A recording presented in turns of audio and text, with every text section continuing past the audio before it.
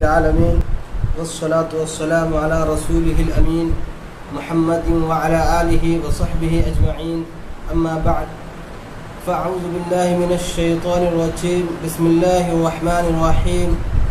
وإذ أخذنا ميثاق بني إسرائيل لا تعبدون إلا الله وقولوا للناس حسنا وأقيموا الصلاة وآتوا الزكاة ثم توليتم إلا قليلا منكم وأنتم معرضون. وقال النبي المصطفى صلى الله عليه وسلم: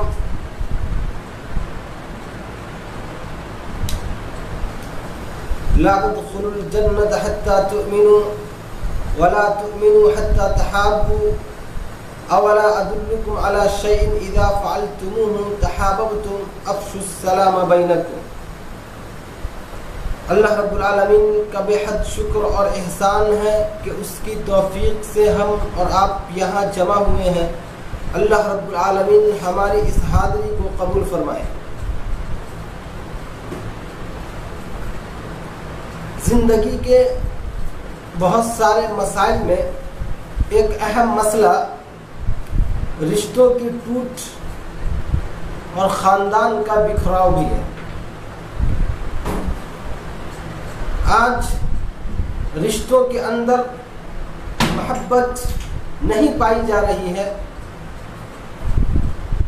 آج رشتوں میں نفرت اور عداوت زیادہ پائی جا رہی ہے. رشتوں کی کوئی اہمیت اور کوئی قدر ہمارے اندر نہیں ہے. آج اس قدر رشتوں کی ناقدری ہے کہ باپ بیٹا، میاں بیوی اور بھائی بھائی کے درمیان تکرار شروع ہو گئی ہے. لوگ ہندو مسلمان کے جھگڑوں کا ذکر کرتے ہیں، لیکن عدالتوں میں جا کر دیکھیں کہ زیادہ تر جھگڑا بھائی بھائی کے درمیان ہے. بھائی بھائی کے درمیان کیس چل رہا ہے عدالتوں میں.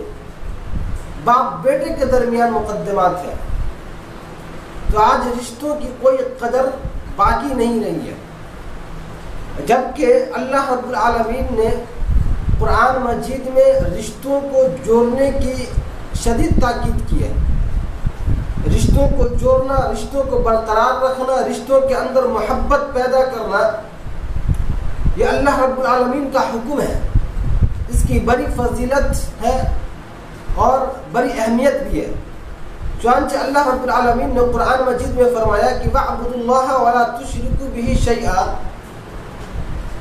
کہ اللہ رب العالمین کی عبادت کرو. وَلَا تُشْرِكُوا بِهِ شَيْئًا، اس کے ساتھ کسی کو شریک نہ کرو. وَبِالْوَالِدَيْنِ إِحْسَانًا، والدین کے ساتھ احسان کرو، والدین کے ساتھ حسن سلوک کرو. اس کے بعد فرمایا وَذِي الْقُرْبَى، قرابت داروں کے ساتھ، رشتہ داروں کے ساتھ حسن سلوک کرو. اسی طریقے سے دوسری جگہ فرمایا وَإِذْ أَخَذْنَا مِيثَاقَ بَنِي إِسْرَائِيلَ لَا تَعْبُدُونَ إِلَّا اللَّهَ، کہ جب ہم نے بنی اسرائیل سے مضبوط عہد و پیمان لیا. میثاق بنی اسرائیل، مضبوط عہد و پیمان لیا کہ تم اللہ رب العالمین کی عبادت کرو گے، اس کے ساتھ کسی کو شریک نہ کرو گے، والدین کے ساتھ حسن سلوک کرو گے اور رشتہ داروں کے ساتھ حسن سلوک کرو گے، رشتہ داروں کو قائم رکھو گے، رشتہ داری کو.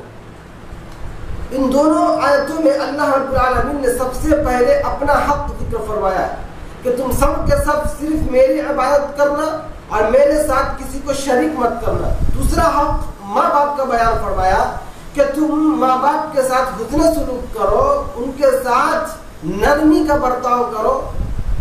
اور تیسرا حق اللہ رب العالمین نے ان دونوں آیاتوں میں فرمایا کہ وَذِي الْقُرْبَى، قرابت داروں کے ساتھ، رشتہ داروں کے ساتھ تمہارا معاملہ اچھا ہونا چاہیے. رشتہ داروں کو تم اچھے سے نبھاؤ، رشتہ داری کو تم اچھے سے نبھاؤ، رشتوں کے اندر محبت پیدا کرو. اسی طریقے سے قرآن مجید کی بے شمار آیاتوں میں اللہ رب العالمین نے رشتہ داری کو نبھانے کی بڑی تاکید کی ہے اور اس کی بڑی فضیلت بھی آئی ہے حدیث میں.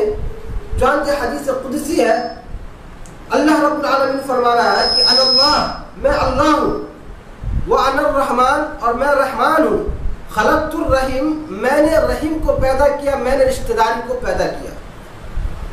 وشققت لها اسما من اسمی، اور میں نے اس کے نام کو اپنے نام سے نکالا ہے. رحمان جو ہے، رحیم جو ہے، رشتہ داری وہ رحمان سے نکلا ہوا ہے، اللہ رب العالمین کے نام سے نکلا ہے. فمن وصلها وصلته، اللہ رب العالمین نے فرمایا کہ جو شخص اس رشتہ داری کو جوڑے گا، وصلته، میں اس کو جوڑوں گا. ومن قطعها قطعته، اور جو شخص رشتہ داری کو کاٹے گا، رشتوں کی اہمیت کو نہیں سمجھے گا، تو قطعته، میں اس کو کاٹ دوں گا، میرا اس سے کوئی تعلق نہیں ہوگا. اس حدیث قدسی میں اللہ رب العالمین نے جہاں ایک طرف رشتے کی اہمیت کو بیان کیا ہے کہ اگر تم رشتوں کو نبھاؤ گے، رشتوں کو قائم کرو گے، تو میں تمہیں جوڑوں گا، اپنی رحمت سے جوڑوں گا، تمہارا مجھ سے تعلق ہوگا. لیکن اگر تم رشتہ داری کو توڑ دو گے، رشتوں کی اہمیت کو نہیں سمجھو گے، رشتے ناطے توڑو گے، تو میں تم سے اپنا تعلق ختم کر لوں گا، تمہیں میری رحمت حاصل نہیں ہوگی. اور ایک اہم نقطہ اس حدیث میں ہے کہ اللہ رب العالمین نے رشتے کو اپنے نام سے نکالا ہے، رحیم کو رحمان سے نکلا ہے. وشققت لها اسما من اسمی، میں نے اس کو اپنے نام سے نکالا ہے، اس لیے اس کی اہمیت اور بھی زیادہ بڑھ جاتی ہے. اس لیے ہمیں اس کی اور زیادہ قدر کرنی چاہیے، کیونکہ یہ اللہ رب العالمین کے نام سے نکلا ہے. اللہ رب العالمین نے اس خوبصورت رشتے کو اپنے نام سے نکالا ہے. تو جو شخص رشتوں ناطے کو قائم کرے گا تو اللہ رب العالمین اللہ رب العالمین اس کو جوڑے گا، اور جو شخص رشتے ناطے کو توڑے گا تو اللہ رب العالمین اس کو توڑ دے گا. یہ حدیث قدسی ہے مسند احمد کی روایت میں. اسی طریقے سے ایک دوسری روایت میں ابو ہریرہ رضی اللہ تعالیٰ عنہ سے روایت ہے، وہ کہتے ہیں کہ نبی صلی اللہ علیہ وسلم نے فرمایا کہ رحیم رحمان سے نکلا ہے، رحیم رحمان سے نکلا. رحیم من رشتہ داری، تو رشتہ داری یہ رحمان سے نکلا ہے.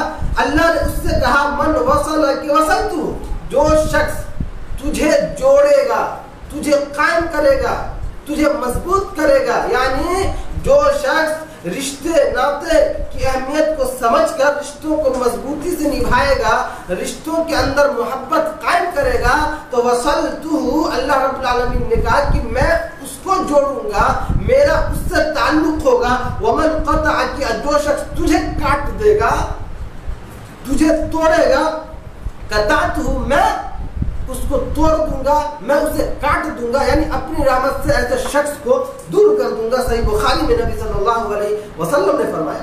اسی طریقے سے صحیح بخاری میں عائشہ رضی اللہ تعالیٰ عنہ کہتی ہیں کہ نبی صلی اللہ علیہ وسلم نے فرمایا کہ الرحیم معلقۃ بالعرش، کہ یہ رحیم یعنی رشتہ داری عرش سے لٹکا ہوا ہے. تقول، یہ رشتہ داری کہہ رہی ہے من وصلنی وصلہ اللہ، جو شخص مجھے جوڑے گا، وصلہ اللہ، اللہ رب العالمین اس کو جوڑے گا.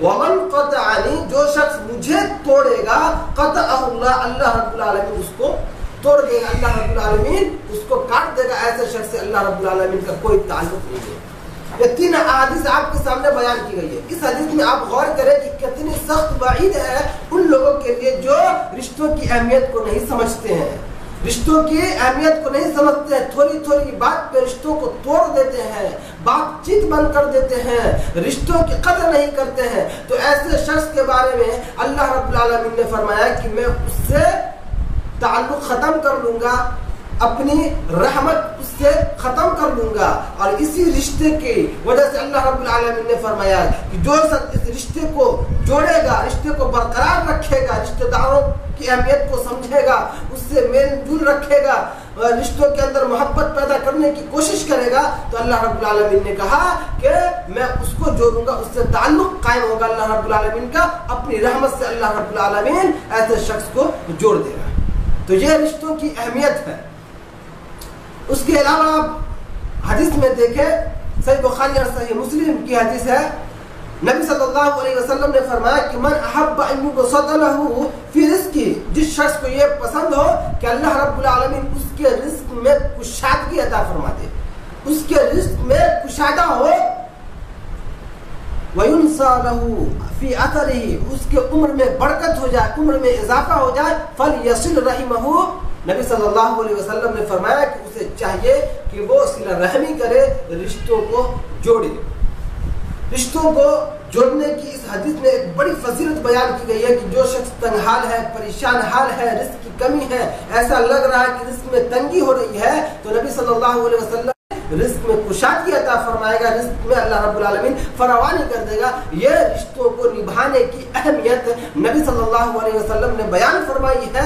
تو مختلف طریقے سے نبی صلی اللہ علیہ وسلم نے اپنی امت کو رشتوں کو مضبوط کرنے، رشتوں کے اندر محبت پیدا کرنے کی تاکید کی ہے، اور اسی طریقے سے اللہ رب العالمین نے قرآن مجید کی بے شمار آیتوں میں حکم دیا ہے باضابطہ کہ وَبِالْوَالِدَيْنِ إِحْسَانًا وَذِي الْقُرْبَىٰ، والدین کے ساتھ احسان کرو، حسن سلوک کرو، اور رشتہ داروں کا خیال رکھو، رشتہ داروں کے ساتھ الفت اور محبت قائم کرو۔ لیکن افسوس کی بات یہ ہے کہ آج مسلمانوں کے اندر بہت ساری برائیاں تو آ ہی گئی ہے، ان میں سے ایک اہم برائی یہ بھی ہے کہ رشتوں کی کوئی قدر نہیں ہے، رشتوں کی اہمیت نہیں ہے۔ تھوڑی تھوڑی سی بات پر ہم اور آپ رشتوں کو توڑ دیتے ہیں، بات چیت بند ہو جاتی ہے۔ ایک بھائی اپنے سگے بھائی کا دشمن ہے، آج ایک ہی گھر میں رہتے ہیں لیکن بھائی بھائی کا دشمن ہے، ایک سگا بھائی اپنے سگے بھائی کے خون کا پیاسا ہے۔ یہ حالت ہے، یہ حالت ہے۔ بغل میں گھر ہے لیکن اپنے رشتہ داروں سے ملنے کے لیے ہم جا نہیں رہے، جانے کی توفیق نہیں ہوتی ہے کہ ہم رشتہ داروں کے ساتھ بیٹھے اٹھے، ان کی خبر خیریت دریافت کرے، کوئی ہمیں توفیق نہیں ہوتی ہے۔ اسی طریقے سے ماں بیٹا کا جو ایک اہم رشتہ ہوتا ہے والدین کا اور اولاد کا، اس کے اندر بھی نعوذ باللہ من ذالک بڑی کمزوری پیدا ہو گئی ہے۔ آج ماں باپ کے رشتوں کو کی اہمیت بھی نہیں ہے، کوئی اہمیت ہی نہیں دی جا رہی ہے۔ ایسا لگتا ہے کہ ہم بس یوں ہی اپنے ایک گھر میں اپنے اولاد کے ساتھ زندگی بسر کریں گے، سامنے والا پڑوسی ہے، خاندان ہے، رشتہ دار کے لوگ ہیں، اس سے کوئی تعلق نہیں رہے گا تو ہم ایسے ہی جنت میں چلے جائیں گے۔ ایسا بالکل بھی نہیں ہے۔ آج لوگوں کی یہی سوچ ہو گئی ہے کہ بس ہمیں اپنے گھر سے مطلب ہے، ہمارا پڑوسی بھوکا ہمیں کوئی مطلب نہیں ہے، ہمارے خاندان میں جھگڑے ہیں لیکن ہم کبھی نہیں جاتے ہیں صلح کرانے کے لیے، کوئی پریشان حال، ہم سمجھتے ہیں کہ ہم اپنے اندر خوش ہیں، ہمیں کیا ضرورت ہے دوسروں کے معاملے میں دخل اندازی کرنے کی۔ آج ہماری یہی سوچ رہ گئی ہے، یہ بہت بری بات ہے۔ صلہ رحمی کی بڑی اہمیت ہے، بلکہ یہ ایمان کی علامت ہے۔ صحیح بخاری میں ہے، نبی صلی اللہ علیہ وسلم نے فرمایا، ابو ہریرہ رضی اللہ تعالی عنہ اس حدیث کے راوی ہے، آپ نے فرمایا کہ من کان یؤمن باللہ والیوم الآخر فلیصل رحمہ، کہ جس شخص کا آخرت پر اور اللہ کے دن پر ایمان ہو تو چاہیے کہ وہ صلہ رحمی کرے۔ اللہ پر اور آخرت کے دن پر ایمان ہو تو وہ اسے چاہیے کہ وہ صلہ رحمی کرے۔ اگر صلہ رحمی نہیں کرتا ہے تو اس کا مطلب یہ ہے کہ وہ شخص مومن نہیں ہے۔ یہ ایمان کی علامت ہے، رشتوں کو مضبوط کرنا، رشتوں کو نبھانا، رشتے ناتوں کو جوڑنا، یہ ایمان کی علامت ہے۔ اسی طریقے سے یہ جو ہے جنت میں لے جانے والا عمل ہے۔ ہم اور آپ رشتوں کی اہمیت کو سمجھ نہیں رہے ہیں، رشتوں کی اہمیت کو سمجھیے، یہ عمل جنت میں لے جانے والا ہے۔ ابو ایوب انصاری رضی اللہ تعالیٰ عنہ سے روایت ہے کہ ایک شخص نبی صلی اللہ علیہ وسلم کی خدمت میں حاضر ہوا، کہا کہ مجھے ایسا عمل بتائیے جو مجھے جنت میں داخل کر دے۔ نبی صلی اللہ علیہ وسلم نے فرمایا کہ تعبد اللہ، تم اللہ رب العالمین کی عبادت کرو، لا تشرک بہ شیئا، اس کے ساتھ کسی کو شریک مت کرو، وتقیم الصلاۃ، نماز قائم کرو، زکات دو، وتصل الرحم، اور صلہ رحمی کرو، جنت میں چلے جاؤ گے۔ نبی صلی اللہ علیہ وسلم کی خدمت میں ایک شخص حاضر ہوتا ہے اور کہتا ہے کہ ایسا عمل بتائیے جس کے کرنے سے میں جنت میں داخل ہو جاؤں گا۔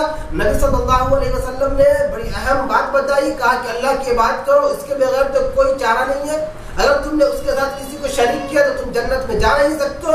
تو یہ بڑے بڑے اعمال بتائے نبی صلی اللہ علیہ وسلم۔ اس کے بعد فرائض کا ذکر کیا، کہا نماز قائم کرو، نماز تو بہت زیادہ ضروری ہے، اسی طریقے سے کہا زکات ادا کرو، یہ بھی بہت زیادہ ضروری ارکان اسلام میں سے ہے۔ اس کے بعد جو آپ نے فرمایا، اس پر توجہ دینے کی ضرورت ہے، آپ نے فرمایا وتصل الرحم، نماز قائم کرو، زکات دو، اللہ کی عبادت کرو، اس کے ساتھ کسی کو شریک مت کرو، تم رشتہ داروں کے ساتھ اچھا سلوک کرو، تب جا کر جنت میں جاؤ گے۔ نماز قائم کر رہے ہو، زکوٰۃ دے رہے ہو، لیکن تمہارا معاملہ اللہ کے بندوں کے ساتھ درست نہیں ہے، اپنے رشتہ داروں کے ساتھ، پڑوسیوں کے ساتھ تمہارا معاملات ٹھیک ٹھاک نہیں ہے، تو تم جنت میں نہیں جا سکتے، تم جنت میں نہیں جا سکتے۔ اس کی سب سے بڑی دلیل ہے، صحیح بخاری میں ہے غالباً، کہ نبی صلی اللہ علیہ وسلم کے صحابی نبی صلی اللہ علیہ وسلم سے ذکر کرتے ہیں کہ اللہ کے رسول، ایک بوڑھی عورت ہے، نمازوں کی پابند ہے، قرآن کی تلاوت کرتی ہے پابندی سے، تہجد گزار ہے، لیکن اس کے پڑوسی اس کی زبان سے محفوظ نہیں ہے، وہ اپنے پڑوسیوں کو تکلیف دیتی ہے، اس کے رشتہ دار اس سے خوش نہیں ہے۔ نبی صلی اللہ علیہ وسلم نے فرمایا یہ فی النار، وہ جہنمی ہے۔ نماز پڑھتی ہے، قرآن کی تلاوت پابندی سے کرتی ہے، تہجد گزار ہے، لیکن اس کے اخلاق صحیح نہیں ہے، رشتہ داروں کے ساتھ اچھے سلوک سے وہ پیش نہیں آتی ہے، تو نبی صلی اللہ علیہ وسلم نے فرمایا کہ وہ فی النار، وہ جہنمی ہے۔ گویا کہ نماز، قرآن کی تلاوت اور تہجد جنت میں یہ ساری چیزیں جانے کے لیے کافی نہیں ہے، بلکہ اس کے ساتھ ساتھ ہمیں حقوق العباد پر بھی دھیان دینے کی ضرورت ہے۔ جس طرح حقوق اللہ کی ادائیگی ضروری ہے، اللہ رب العالمین کا حق ادا کرنا ہے کسی بھی صورت میں، اس کے بغیر کوئی چارہ نہیں ہے، ہم جنت میں جا ہی نہیں سکتے، ٹھیک اسی طریقے سے اللہ رب العالمین کے بندوں کے ساتھ، اپنے ماں باپ کے ساتھ، رشتہ داروں کے ساتھ اچھا سلوک کرنا ہے، اچھے اخلاق سے پیش آنا ہے، رشتے ناطے کو برقرار رکھنا ہے، رشتوں کو مضبوط بنانا ہے، محبت قائم کرنا ہے۔ تو یہ دونوں چیزیں ضروری ہیں، حقوق اللہ کی ادائیگی بھی ضروری ہے، حقوق العباد کی بھی ادائیگی ضروری ہے۔ حقوق اللہ میں اگر کوتاہی ہے تو جنت میں نہیں جا سکتا، اسی طریقے سے حقوق العباد میں ہے تو وہ بھی جنت میں نہیں جا سکتا۔ دونوں جو ہے بالکل ٹھیک ٹھاک ہونا چاہیے، تب جا کر ایک انسان نجات حاصل کر سکتا ہے۔ تو معلوم ہوا کہ صلہ رحمی کرنا، رشتوں کو مضبوط بنانا، رشتے ناطے کو جوڑنا، یہ جنت میں جانے والا عمل ہے۔ اسی طریقے سے وہ لوگ جو رشتوں کی اہمیت کو نہیں سمجھتے ہیں، ان کا بس یہی سوچ ہے، ان کی بس یہی سوچ ہے کہ ایک گھر میں رہنا ہے، اپنے گھر میں رہنا ہے، اپنے گھر والوں سے ہی مطلب رکھنا ہے، پڑوسی ہمارے کیا کر رہے ہیں، ہمارے رشتہ دار کس مصیبت میں، ہمیں ان سے کوئی مطلب نہیں رکھنا ہے۔ تو اس طریقے سے وہ رشتہ داری کو توڑ رہے ہیں، قدر رحمی کر رہے ہیں، تو اس کے بارے میں سخت وعید قرآن مجید میں آئی ہے۔ چنانچہ اللہ رب العالمین نے فرمایا کہ والذین ینقضون عہد اللہ من بعد میثاقہ، جو شخص اللہ رب العالمین کے عہد کو توڑتے ہیں، اللہ رب العالمین کے عہد کو، جو مضبوط عہد ہو گیا، اس کے باوجود وہ اللہ کے عہد کو توڑتے ہیں۔ والذین ینقضون عہد اللہ من بعد میثاقہ ویقطعون ما امر اللہ، اور اللہ رب العالمین نے جس چیز کو جوڑنے کا حکم دیا ہے وہ اس کو توڑ رہے ہیں۔ اولئک لہم اللعنۃ ولہم سوء الدار، فرمایا کہ ایسے ہی لوگ ہیں کہ جن پر اللہ رب العالمین کی لعنت ہے اور ان کے لیے برا ٹھکانہ ہے۔ اس آیت میں غور کریں، اللہ رب العالمین نے فرمایا کہ جو شخص رشتے ناطے کو توڑے گا، قطع رحمی کرے گا، رشتوں کی اہمیت کو نہیں سمجھے گا، تو اللہ رب العالمین نے کہا اولئک لہم اللعنۃ، ایسے لوگوں پر اللہ کی لعنت ہے اور ان لوگوں کے لیے بہت برا ٹھکانہ ہے۔ اسی طریقے سے صحیح بخاری کی روایت ہے، نبی صلی اللہ علیہ وسلم نے فرمایا کہ اللہ رب العالمین نے جب مخلوق کو پیدا کیا تو رحم یعنی رشتہ داری کھڑی ہوئی اور کہا کہ اللہ کھڑی ہوئی اور کہا کہ اے اللہ، تیری قطع رحمی سے تیری پناہ میں آنے کا یہی مقام ہے۔ اللہ رب العالمین نے کہا کیا تجھے یہ بات پسند نہیں ہے کہ جو شخص تجھے جوڑے گا، تجھے قائم کرے گا تو میں اسے اپنی رحمت سے جوڑوں گا، اور جو شخص تجھے توڑے گا تو میں اسے اپنی رحمت سے الگ کر دوں گا، میں اس کو اپنی رحمت سے الگ کر دوں گا۔ اس کے بعد اللہ رب العالمین نے کہا، وہ رشتہ داری نے کہا کہ ہاں بالکل ٹھیک ہے، تو اللہ رب العالمین نے کہا چلو یہ بات درست ہے، یہ بات طے پا گئی ہے۔ اس کے بعد نبی صلی اللہ علیہ وسلم نے فرمایا کہ اگر تم چاہتے ہو تو قرآن مجید کی یہ آیت تلاوت کرو کہ فَهَلْ عَصَيْتُمْ إِن تَوَلَّيْتُمْ أَن تُفْسِدُوا فِي الْأَرْضِ وَتُقَطِّعُوا أَرْحَامَكُمْ، اور تم سے یہ بھی بعید نہیں ہے کہ اگر تم کو حکومت مل جائے ان تفسدوا فی الارض، تو تم زمین میں فساد برپا کرو گے. اسی طریقے سے وتقطعوا ارحامکم، تم رشتہ داری کو توڑ کر، رب العالمین کی لعنت ہے. فاصمهم وعامى ابصارهم، فاصمهم، ان کی سماعت اور ان کی آنکھ کی روشنی چھین لی گئی. اللہ اکبر. اب غور کیجئے اس آیت میں کہ کتنی بڑی وعید سنائی گئی ہے کہ جو لوگ رشتوں کا پاس و لحاظ نہیں رکھتے ہیں، رشتوں کو قائم نہیں رکھتے ہیں، بلکہ تھوڑی تھوڑی سی بات پر سلام دعا تک بند کر دیتے ہیں، کوئی تعلق نہیں ہے، رشتہ داری کو ختم کر دیتے ہیں، تو اللہ رب العالمین نے فرمایا کہ ایسے شخص پر اللہ رب العالمین کی لعنت، یعنی یہ لوگ اللہ کی رحمت سے دور ہیں، یہ لوگ دھتکارے ہوئے لوگ ہیں. ضرورت اس بات کی ہے کہ ہم اور آپ رشتوں کی اہمیت کو سمجھیں اور رشتہ داری کو نبھائیں. صحیح بخاری کے حدیث میں نبی صلی اللہ علیہ وسلم نے فرمایا کہ لا يدخل الجنۃ قاطع، رشتوں کو توڑنے والا جنت میں داخل نہیں ہوگا. جنت میں داخل نہیں ہوگا وہ شخص جو رشتے ناطے کو توڑ دیتا ہے. بڑی آسانی سے ہم اور آپ تھوڑی تھوڑی سی بات پر بات بند کر دیتے ہیں، رشتوں کو توڑ دیتے ہیں، کئی رشتے ہمارے ہیں جن سے ہماری بات چیت نہیں ہے، ہم ان کے گھر نہیں جاتے ہیں، اس کو ضروری نہیں سمجھتے. نماز پڑھ رہے ہیں الحمدللہ، قرآن کی تلاوت کر رہے ہیں، روزہ رکھ رہے ہیں، یہی چیز ہمارے لیے کافی ہے. اس کے بعد رشتہ داروں کا ہم پر کوئی حق نہیں ہے. ہم لوگوں نے بس یہی سمجھ رکھا ہے. تو یہ چیز بہت زیادہ ضروری ہے. آج ہمیں اس بات کو سمجھنے کی اشد ضرورت ہے. آج ہمارے معاشرے کا ایک اہم بگاڑ یہ بھی ہے، بہت سارے مسائل میں ایک اہم مسئلہ یہ بھی ہے، آج رشتے ناطے قائم نہیں ہیں، آج رشتوں میں برکت نہیں ہو رہی ہے. چھوٹی چھوٹی بات پہ میاں بیوی کے درمیان تکرار شروع ہو جا رہی ہے. یہ تکرار بڑھتے استغفر اللہ طلاق تک پہنچ جاتی ہے. اسی طریقے سے ماں بیٹے کے درمیان رشتے برقرار نہیں ہیں، بھائی بہن کے درمیان رشتے برقرار نہیں ہیں. ہمارے جو اڑوس پڑوس ہیں، رشتے دار ہیں، بہت سارے رشتے دار ایسے ہیں جن سے ہماری کوئی بات چیت نہیں ہوتی ہے، مہینے گزر گئے ہوگے سلام دعا تک. تو رشتوں کی اہمیت کو سمجھیے، اس کے اندر محبت پیدا کیجیے. رشتوں میں محبت کیسے پیدا ہو سکتا ہے؟ وہ کون سے اعمال ہیں جن کے کرنے سے ہمارے دلوں میں رشتہ داروں کے خلاف جو عداوت ہے، جو نفرت ہے، وہ ختم ہو جائے اور اس کی جگہ محبت پیدا ہو جائے؟ کون سا کام ہم کر رہے کہ ہمیں رشتہ داروں سے محبت پیدا ہو جائے، رشتوں کی ہم اہمیت کو سمجھنے لگے؟ یہ بہت اہم سوال ہے. اس کو جاننا بہت ضروری ہے تاکہ ہم ان اعمال کو جان کر اس پر عمل کریں اور رشتوں کی اہمیت کو سمجھیں، رشتوں کے اندر الفت اور محبت پیدا کریں. سب سے پہلی چیز جو ہے سلام ہے. سلام کو عام کریں.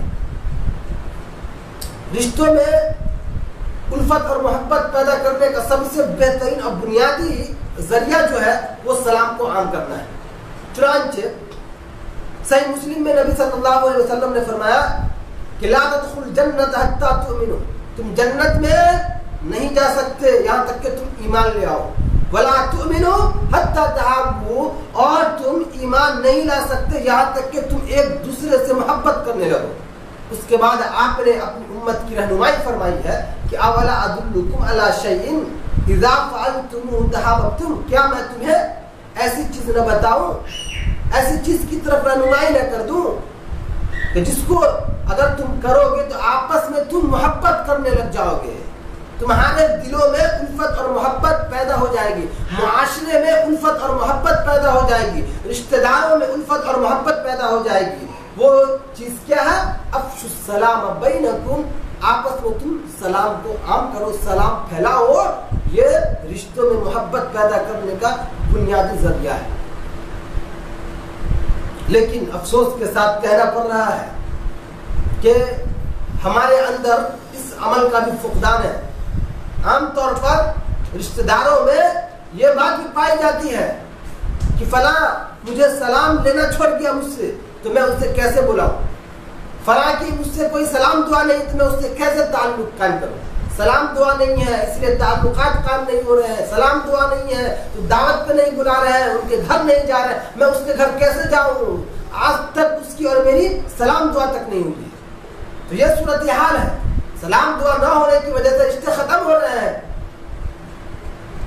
اور سلام ہی وہ چیز ہے کہ جس سے دو بڑی بڑی قومیں صلح پر آ جاتی ہیں. اگر معاشرے کا ہر فرد نبی صلی اللہ علیہ وسلم کی سنت پر عمل کرتے ہوئے سلام کو عام کرے تو رشتوں کے اندر الفت اور محبت پیدا ہو جائے گی. رشتوں کے اندر الفت اور محبت پیدا ہو جائے گی. یہ نہ دیکھے سلام کرتے وقت کہ وہ ہم سے چھوٹی ہے یا بڑی ہے, ہمارے اسٹیٹس کیا ہے یا نہیں ہے, اس کا مقام و مرتبہ کیا ہے. آج یہی دیکھا جا رہا ہے. پہچان کیے تو ہم اس کو سلام کرتے ہیں, جس کو ہم نہیں پہچانتے سلام نہیں کرتے. وہ بھی مسلمان بہن ہے میری, ان کو بھی آپ سلام کریں, اس سے تعلقات قائم ہوگا. آپ سلام کریں گی, اس سے ملیں گی, دعا سلام ہوگا, باتیں بنے گی, اس کے بعد جو ہے تعلقات قائم ہوگا. یہی تو ہے مومن کا رشتہ. تو سب سے پہلی چیز جو ہے وہ سلام کو عام کرنا ہے. سلام کو عام کریں. اسی طریقے سے میل ملاقات کا سلسلہ جاری رکھیں. یہ عمل ہمارے اندر نہیں پایا جاتا ہے. کبھی ہم اپنے رشتہ داروں کے گھر اس مقصد سے نہیں جاتے ہیں کہ ان سے ہم ملے جلے, ان کی خیریت دریافت کریں. ایسا سوچ کر ہم نہیں جاتے. کوئی کام پڑتا ہے تب جاتے ہیں. اگر کوئی کام نہیں پڑا تو ہم جاتے تک نہیں ہیں. یہ میل ملاقات کا سلسلہ قائم رکھ کے گاہے بگاہے آپ اپنے رشتہ داروں کے پاس جائیں, آپ اپنے پڑوسیوں کے پاس جائیں, ان سے ان کی خبر دریافت کریں. ان کے گھر میں کیا چل رہا ہے, کیا پریشانی ہے, کیا خوشی ہے, ان کی خوشی غمی میں شریک رہیں. تو میل جل کا سلسلہ قائم رکھیں. گاہے بگاہے آپ ایک دوسرے کے گھر جایا کریں. صحیح بخاری اور صحیح مسلم میں سہل بن سعد رضی اللہ تعالیٰ عنہ سے روایت ہے کہ نبی صلی اللہ علیہ وسلم ایک مرتبہ حضرت فاطمہ رضی اللہ تعالیٰ عنہ کے گھر آئے. دیکھا حضرت علی رضی اللہ تعالیٰ عنہ گھر میں موجود نہیں ہے. آپ نے پوچھا کہاں ہے, تو انہوں نے کہا کہ ان کے اور میرے درمیان کچھ ناراضگی ہو گئی ہے, کچھ ناگواری پیش آ گئی ہے, جس کی وجہ سے وہ ناراض ہو کر گھر سے چلے گئے ہیں. شوہر اور بیوی کے درمیان تھوڑی ناراضگی ہو جاتی ہے, تھوڑی ناگواری پیش آ جاتی ہے. ویسے ہی حضرت فاطمہ اور حضرت علی رضی اللہ تعالیٰ عنہ کے درمیان کچھ ناگواری پیش آ گئی تھی. نبی صلی اللہ علیہ وسلم اپنی بیٹی کے گھر گئے, ملنے جلنے کے لیے, خبر خیریت لینے کے لیے گئے. تو معلوم ہوا کہ ان کے اور ان کے شوہر کے درمیان کچھ ناراضگی ہے, جس سے حضرت علی غصہ ہو کر گھر سے باہر چلے گئے. نبی صلی اللہ علیہ وسلم نے ایک شخص کو بھیجا, کہا جا کر دیکھو علی کہاں ہے. علی رضی اللہ تعالیٰ عنہ مسجد میں لیٹے ہوئے تھے. نبی صلی اللہ علیہ وسلم مسجد گئے. علی رضی اللہ تعالیٰ عنہ کی پہلو سے چادر گر گئی تھی اور جس پر مٹی لگی ہوئی تھی. نبی صلی اللہ علیہ وسلم مٹی کو جھاڑ رہے تھے اور کہے تھے اٹھو ابو تراب, اٹھو ابو تراب. اس حدیث سے معلوم ہوا کہ نبی صلی اللہ علیہ وسلم خود چل کر اپنے بیٹی کے گھر گئے. کیوں گئے؟ ان سے ملنے کے لیے, ان کی خبر خیریت لینے کے لیے کہ میری بیٹی کس حال میں ہے. بیٹی باپ کا رشتہ ہے, ویسے ہی چھوڑے ہوئے ہیں, بیٹی کس حال میں نہیں ہے. سال ہر سال گزر جاتا ہے, بیٹی کے گھر نہیں جاتے ہیں, ان سے خیریت نہیں لیتے ہیں. نبی صلی اللہ علیہ وسلم کا معمول دیکھیے کس طرح وہ اپنی بیٹی کے حق کو ادا کر رہے ہیں. خود چل کر بیٹی کے گھر گئے. معلوم ہوا کہ کچھ ناگواری پیش آئی ہے, تو نبی صلی اللہ علیہ وسلم نے اس کو حل کیا. نبی صلی اللہ علیہ وسلم نے اس کو حل کیا.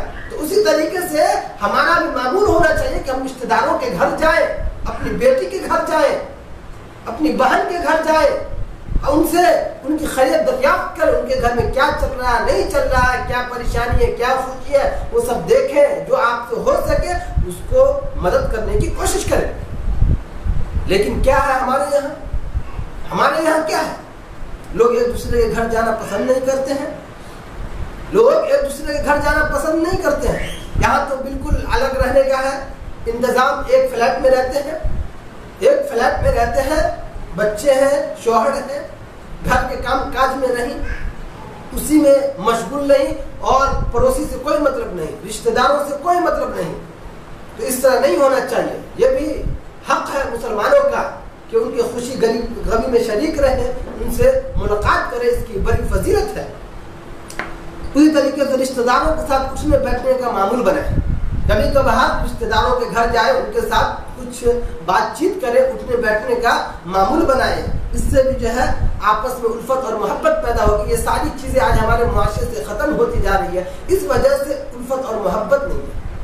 رشتوں کی کوئی قدر نہیں ہے، اس لیے کہ ساری چیزیں جو نبی صلی اللہ علیہ وسلم کے زمانے میں ہوا کرتی تھی، نبی صلی اللہ علیہ وسلم کا جو معمول اور صحابہ کرام کو جو معمول تھا وہ آج ہمارے درمیان نہیں ہے. اسی وجہ سے آج ہمارے درمیان اتنی ختم کرنا چاہتے ہیں اور محبت پیدا کرنا چاہتے ہیں تو نبی صلی اللہ علیہ وسلم کے طریقے کو اپنائے. نبی صلی اللہ علیہ وسلم اور صحابہ کرام کا جو معمول تھا اس کو اپنائے، اس کے بعد دیکھیں کہ رشتے کتنے مضبوط ہو جاتے ہیں.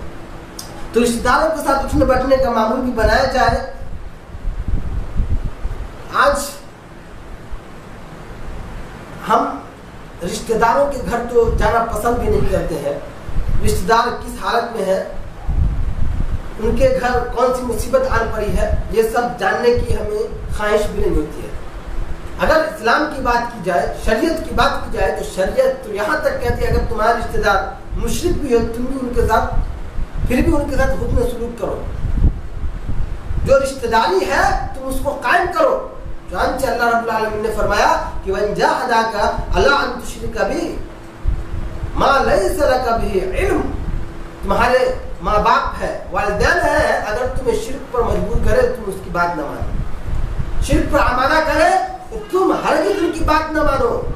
لیکن فَلَا تُطِعْهُمَا، ایسا مت کرو کہ تم ان سے رشتے کو توڑ دو. نہیں، مشرک ہے پھر بھی تم ان سے رشتہ قائم کرو، ان سے محبت کرو. مشرک ہے پھر بھی رشتوں کو مضبوط کرو. فلا تطیعوہما، ان کی اطاعت کرو، ان کی فرمانبرداری کرو، ان کی خدمت کرو، رشتے ناطے کو نہ توڑو. وصاحبہما فی الدنیا معروفا، اور دنیا میں بھلے طریقے سے احسن طریقے سے تم ان کے ساتھ رہو، ان کی صحبت میں رہو، ان کی خدمت کرو. ماں باپ مشرک بھی ہے تو ان سے تم رشتہ داری کو نہ توڑو. یہاں آپ دیکھیں اس حدیث میں، اس آیت میں اللہ رب العالمین کہہ رہا ماں باپ مشرک بھی ہو تو تم ان سے رشتہ داری کو مت توڑو، قطع تعلق مت کرو، صلہ رحمی کرو، اس میں سلوک کرو. لیکن آج ہمارے ماں باپ الحمدللہ توحید پرست ہے، ہمارے رشتہ دار توحید پرست ہے، لیکن اپنی ذاتی رنجشیں ہیں، اس کی وجہ سے کوئی بات چیت نہیں ہے. مہینے ہو جاتے ہیں، ایک دوسرے سے سلام دعا لینے کی توفیق نہیں ہوتی ہے. چھوٹی چھوٹی بات پر انا کا مسئلہ بن جاتا ہے. رشتوں میں بھی انا کا مسئلہ بنا ہوا ہے. وہ میرے گھر نہیں آتا میں اس کے گھر کیسے جاؤں؟ پہلے وہ میرے گھر آئے تب میں اس کے گھر جاؤں. وہ میرے گھر نہیں آتا میں اس کے گھر کیسے جاؤں؟ یہ تو انا کا مسئلہ ہے. یہ ہے انا کا مسئلہ ہے تو اور بھی زیادہ نفرت پیدا کرتے رشتوں کے اندر. دونوں کے اندر وہی بات ہے، انا ہے. کوئی آگے بڑھنے کی کوشش نہیں کرتا ہے کہ اس نفرت کو ختم کیا جائے، رشتوں کو مضبوط کیا جائے. کوئی اس بات کے لیے آمادہ نہیں ہوتا ہے بس وہ میرے گھر نہیں ہے میں کیسے جاؤں. یہ ساری چیزیں ہیں جن کی وجہ سے آج رشتوں میں کوئی محبت باقی نہیں رہی ہے. تو لہذا رشتہ داروں کے ساتھ اٹھنے بیٹھنے کا معمول بنایا جائے، ان کی خبر خیریت لی جائے، کبھی کبھی ان کے گھر جائیں اور ان سے پوچھیں کیا حال ہے، ان کے ساتھ بیٹھ کے بات چیت کریں. تو اس سے جو ہے آپس میں الفت اور محبت پیدا ہوتی ہے. اسی طریقے سے تحفہ دینا بھی جو ہے رشتوں کو مضبوط بنانے کا ایک اہم ذریعہ ہے. باہم تحائف کا تبادلہ کرنا بھی رشتوں کے اندر محبت پیدا کرنے کا بہت اہم ذریعہ ہے. چنانچہ اللہ رب العالمین نے قرآن مجید میں فرمایا کہ وَإِذَا حُيِّيتُم بِتَحِيَّةٍ فَحَيُّوا بِأَحْسَنَ مِنْهَا أَوْ رُدُّوهَا، جب تمہیں کوئی تحفہ دے تو تم کوشش کرو ویسا ہی تحفہ دو یا اس سے بہتر تحفہ دو. اس سے کیا ہوگا؟ تمہارے درمیان الفت اور محبت پیدا ہو جائے گی. مسند احمد میں نبی صلی اللہ علیہ وسلم نے فرمایا کہ تحادو، کہ تم تحفہ دو، ایک دوسرے کو تم تحفہ دو. اس سے کیا ہوگا؟ تذہبوا غیظ الصدر، دل میں جو کینہ کپٹ ہے یہ تحفہ تحائف جو ہے کینہ کپٹ کو ختم کر دے گا، الفت اور محبت پیدا کر دے گا. تو تحفہ تحائف کا تبادلہ کرنا یہ بھی بہت نیک عمل ہے اور اس کے ذریعے رشتوں میں محبت پیدا ہو جاتی ہے. تو اس چیز کو ہم عام کریں اپنے رشتہ داروں کے اندر.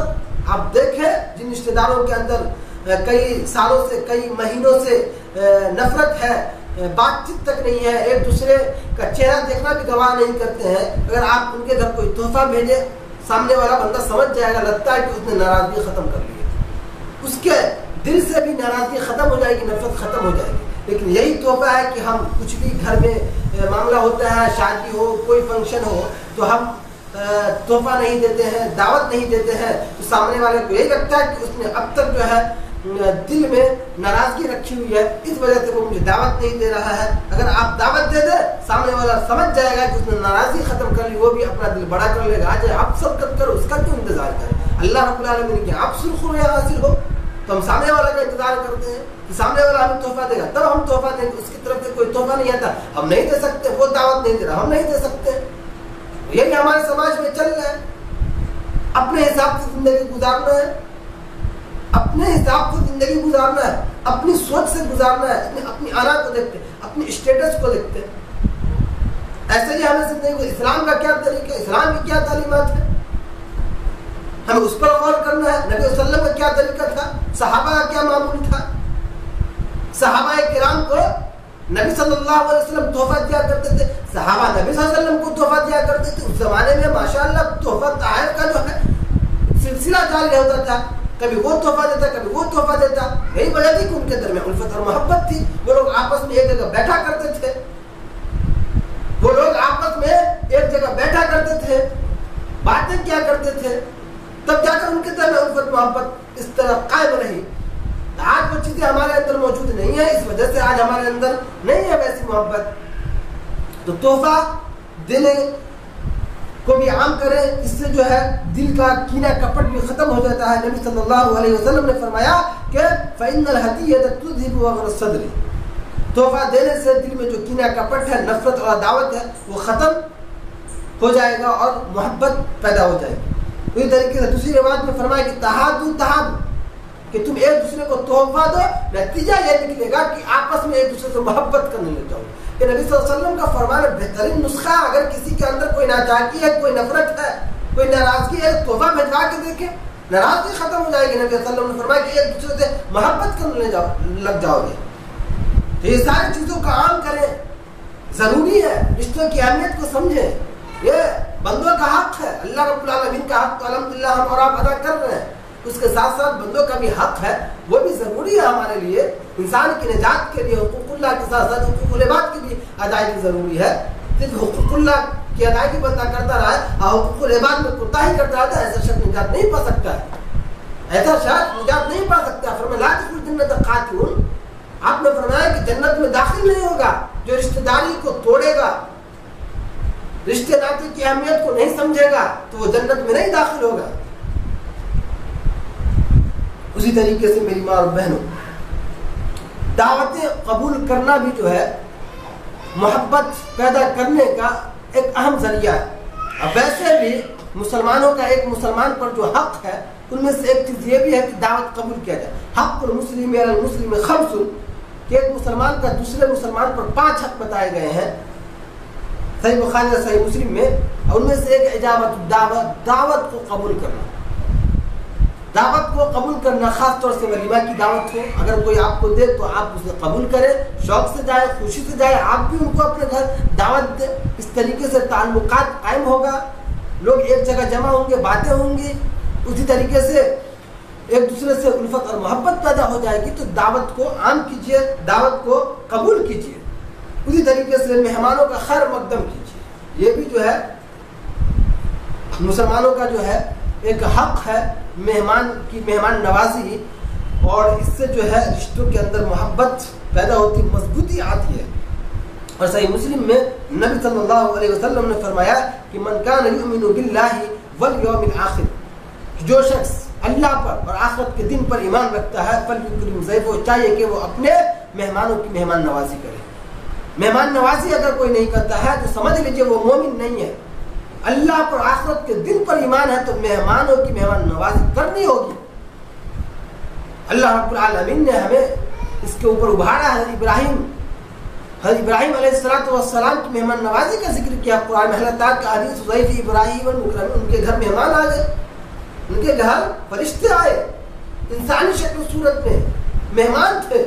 ابراہیم علیہ السلام نے ان کا خیر مقدم کیا، ان کی ضیافت کی، ان کی ضیافت کی ہے. لیکن آج ہمارے یہاں یہ معمول ہے کہ اگر کوئی مہمان ہمارے گھر آ جائے تو مصیبت آن پڑتی ہے، ایک دم پریشان ہو جاتے ہیں. اللہ خیر، یہ کیسی مصیبت آن پڑی ہے. مہمانوں کو بوجھ سمجھتے ہیں، مہمانوں کو بوجھ سمجھتے ہیں، خوش نہیں ہوتے ہیں مہمانوں کے آنے سے. اور ایسا ان کے ساتھ سلوک کرتے ہیں کہ آنے والا جو مہمان ہوتا ہے وہ دل میں سوچتا کبھی اس کے گھر دوبارہ نہیں آنا. اس طریقے سے سلوک کیا جاتا ہے ان کے ساتھ, اچھے سے بات نہیں کی جاتی ہے, ان کا جو حق ہے وہ ادا نہیں کیا جاتا ہے. اپنے گھر والے, ہمارے اپنے رشتے دار, اپنے پڑوسی ہوتے ہیں, کوئی اجنبی ہمارے گھر نہیں آ جاتا ہے, وہ بھی آ سکتے ہیں, ان کے بھی حق ہے, وہ آئے تو ہمیں ان کا خیر مقدم کرنا ہے. لیکن ہمارے گھر عام طور سے وہ مہمان آتے ہیں جو ہمارے اپنے پڑوسی, ہمارے اپنے رشتے دار وہ آتے ہیں, پھر بھی ہم ان کو بوجھ سمجھتے ہیں. تو بوجھ نہیں سمجھے بلکہ اس کو اپنے لیے باعث خیر سمجھے اور مہمانوں کی مہمان نوازی کریں. اسی طریقے سے دکھ درد کے ساتھی بن جائیں. یہ جو ہے بہت اہم ذریعہ ہے رشتوں میں محبت پیدا کرنے کا. آج ہر انسان جو ہے اپنے اپنے میں خوش ہے, بس یہی سوچتا ہے کہ ہماری اپنی زندگی, ہمیں اپنے گھر سے مطلب ہے, دوسرا کسی مصیبت میں ہے ہم کبھی دیکھنے کے لیے نہیں جاتے ہیں, پڑوسی میں کیا ہو رہا ہے, جھگڑا ہو رہا ہے, ہم نہیں جاتے ہیں. میرا ماننا ہے کہ ہمیں ان سب کے معاملے میں کیوں پڑھنا, نہیں پڑھنا ہے. ورنہ انما المؤمنون اخوہ فاصلحوا بین اخویکم وان طائفتین من المؤمنین اقتتلوا فاصلحوا بینہما. اگر دو لوگوں کے درمیان کوئی جھگڑا ہو گیا تو ایک مومن کی ذمہ داری بنتی ہے کہ وہ اس کے پاس جائے, ان کے درمیان صلح کروائے. فاصلحوا بین اخویکم, تمام مسلمان آپس میں ایک دوسرے کے بھائی ہیں. فاصلحوا بین اخویکم, کوئی جھگڑا ہو جائے تم ان کے درمیان صلح کرواؤ. لیکن عام طور سے یہی ہوتا ہے کہ ہم سوچتے ہیں کہ ہمارا ان سے کیا معاملہ, ہمیں کیوں ان کے جھگڑے میں پڑنا ہے, وہ لڑ رہے ہیں. نہیں, ایسا بالکل بھی نہیں ہونا چاہیے. دکھ درد کے ساتھی بن جائے. کہیں بھی اس طرح کا معاملہ ہو آپ ان کے گھر جائیں. چنانچہ صحیح بخاری اور صحیح مسلم میں نبی صلی اللہ علیہ وسلم نے فرمایا المسلم اخو المسلم, کہ مسلمان کا بھائی ہوتا ہے.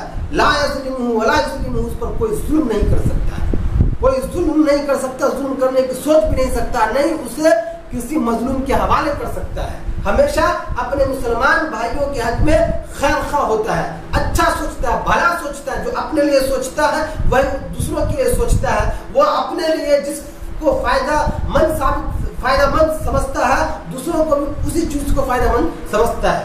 یہ مسلمانوں کی ذمہ داری ہوتی ہے. من کان فی حاجۃ اخیہ, نبی صلی اللہ علیہ وسلم نے فرمایا کہ جو شخص کسی مسلمان کی ضرورت میں پڑا, ضرورت میں کام آیا, کان اللہ فی حاجۃ, اللہ تعالیٰ اس کی ضرورت کو پورا کرے گا, اللہ تعالیٰ اس کی ضرورت میں کام آئے گا. ومن فرج عن مسلم, کہ جو شخص کسی مسلمان کی پریشانی کو دور کیا, کوئی مسلمان پریشان ہے, اس کے گھر جا کر اس کی پریشانی کو دور کیا, حل کیا, فرج اللہ عنہا بہا قربۃ من قرب یوم القیامہ, تو اللہ رب العالمین کے قیامت کے دن ان کی پریشانیوں میں سے کسی ایک پریشانی کو دور کر دے گا, ان کے لیے آسانی فرما دے گا. تو یہ تمام چیزیں تھیں جن کے ذریعے ہم ایک دوسرے سے محبت کر سکتے ہیں. ضرورت اس بات کی ہے کہ ہم اور آپ جو ہے رشتوں کی اہمیت کو سمجھیں اور کو نبھانے کی کوشش کریں, رشتوں کو مضبوط کریں.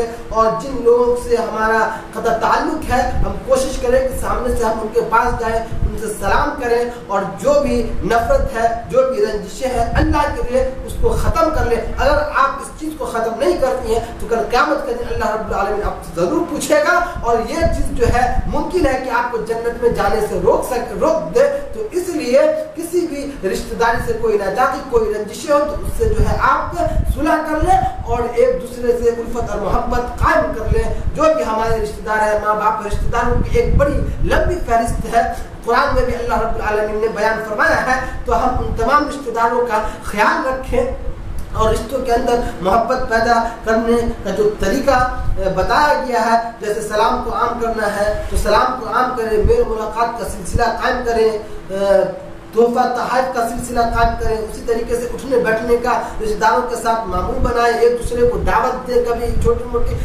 ولیمہ کی دعوت تو ہوتی ہے, کبھی گاہے بگاہے اس طرح چائے ناشتے پر کسی کو دعوت دینا, مل بیٹھ کر 10 منٹ 15 منٹ بات کرنا, اس سے محبت پیدا ہو جاتی ہے. تو اس چیز کو بھی ہم کریں. اگر کوئی مہمان آ جائے تو ان کا اچھے سے استقبال کریں, جو حق ہے جو گھر میں ہے آپ اپنے حساب سے مہمانوں کی مہمان نوازی کریں. اسی طریقے سے اپنے مسلمان بانوں کے دکھ درد کے ساتھی بن جائیں, ان کی پریشانیوں کو دور کرنے کی کوشش کرے. اللہ رب العالمین اس کے ذریعے آپ کی پریشانی کو دور کرے گا. اللہ رب العالمین سے دعا ہے کہ اللہ رب العالمین ہم تمام لوگوں کو رشتوں کی اہمیت کو سمجھنے کی توفیق عطا فرمائے, اور جو رشتوں کے اندر الفت اور محبت پیدا کرنے کے جو طریقے بتائے گئے ہیں اللہ رب العالمین ان تمام طریقوں پر عمل کرنے کی توفیق عطا فرمائے. اللہ رب العالمین ہم تمام لوگوں کے دل میں الفت اور محبت پیدا کر دے اور نفرت عداوت اللہ رب العالمین ہم تمام لوگوں کے دل سے ختم کر دے. آمین. وآخر دعوانا الحمد للہ رب العالمین.